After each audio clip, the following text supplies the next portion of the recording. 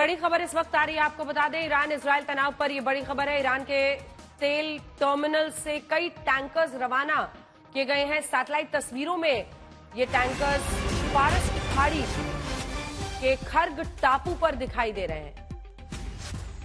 Terminal 90% तेल की जो सप्लाई है वो खर्ग टापू से होती है और ईरान के तेल टर्मिनल से कई टैंकर्स रवाना होते दिखाई दे रहे हैं। सबसे पहले गौरव सावंत, आपका रुख करते हुए, तमाम मुश्किलों के बीच आखिरकार आप तेल अवीव पहुंच पाए हैं। इजराइल क्या अगला कदम उठाएगा इस पर सबकी नजर है, लेकिन इससे भी पहले मुझे लगता है कि राजेश अगर आप बताएं जो परिस्थितियां बन रही है, आज खमेनेई ने जिस तरह से लोगों को उकसाया है, भड़काया है एक तरह से मजहब के नाम पर, लेकिन आधे मुल्क तो यहां पर सुनी ऐसे हैं जो कि साथ ही नहीं देना चाहते, वो दूसरी तरफ देख रहे हैं जब ये सब हो रहा है। राजेश, मैं इस वक्त ईरान की राजधानी तेहरान में मौजूद हूं। आज यहां एक बहुत बड़ी रैली हुई है। कई साल के बाद अयातुल्ला खमैनी जो यहां के धार्मिक गुरु हैं और यहां के कर्ता धर्ता हैं, वो कई साल के बाद, लगभग 5 से 6 साल के बाद पब्लिक में आए हैं और पब्लिक में आकर उन्होंने जनता को एड्रेस किया है। और जो भीड़ थी वहां पर वो देखने से बनता था।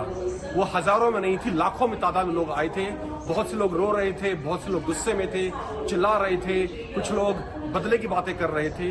तो लगातार जो माहौल यहाँ बनता जा रहा है, उससे लगता है कि हालात आने वाले दिनों में बिगड़ने वाले हैं। और जिस तरह से ईरान ने पिछले दिनों में हमला किया है इजराइल के ऊपर, उससे ये लगता है कि इजराइल की जवाबी कार्रवाई, जिसमें शायद अमेरिका भी शामिल हो सकता है, किसी भी वक्त यहाँ पर हो सकती है। और यहाँ जो माहौल है वो बहुत ही तनावपूर्ण माहौल है और कुछ इस तरह का माहौल है कि लोगों को समझ में नहीं आ रहा कि इसके बाद क्या करना चाहिए, क्या होना चाहिए। तो बहुत ही असमंजस का माहौल है और बहुत ही तनावपूर्ण माहौल इस वक्त ईरान में है। राजेश, नजर रहेगी। गौरव, आपके पास भी आएंगे और अशरफ, आपके पास भी मैं आऊंगी, लेकिन उससे पहले आपको दिखाते हैं कि ईरान के सुप्रीम लीडर आयतुल्लाह खामेनेई को मिडिल ईस्ट के मुस्लिम देशों से एकजुट होने की अपील आखिर क्यों करनी पड़ी। जिस तरह से लेबनान में हिजबुल्ला है, सीरिया और यमन में इजराइल लगातार हमले कर रहा है, इस जंग ने दुनिया के देशों को जैसे 2 ध्रुव में बांट दिया है, 2 ध्रुव बन गए हैं।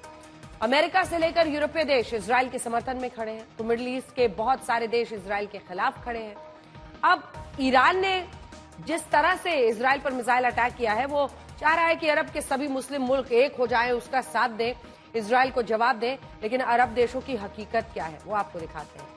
ईरान ने इजराइल के खिलाफ युद्ध के लिए 3 फ्रंट खोले, जिसमें नंबर 1 पर है लेबनान का हिजबुल्ला संगठन, इसलिए लेबनान ईरान की कठपुतली है। दूसरा फ्रंट है फिलिस्तीन का हमास संगठन, इजराइल के हमलों में दम तोड़ता हमास ईरान की कठपुतली बना हुआ है। सीरिया पहले से ही अमेरिका का मारा हुआ है, ऐसे में हिजबुल्ला के कमांडर जान बचाकर सीरिया भागते हैं और इस तरह से सीरिया भी ईरान के समर्थक बन चुका है। ईरान ने इजराइल के खिलाफ तीसरा फ्रंट यमन में खोला है, जहां हूती विद्रोहियों से इजराइल की जंग है। ये यमन भी ईरान की कठपुतली है।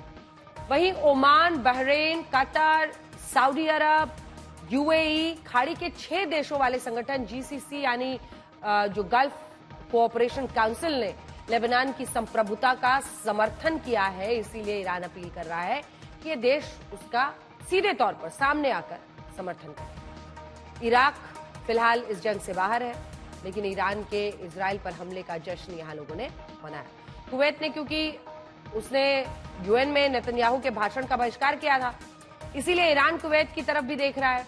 मिस्र ने, क्योंकि नसरल्ला की मौत के बाद उनका रुख लेबनान की तरफ दिखा, तो ईरान की अपील मिस्र के लिए भी है। तुर्की भी ईरान के साथ सीधे तौर पर नहीं, लेकिन फिलिस्तीन और लेबनान में इजरायली हमलों की मुखालफत तुर्की ने भी की है।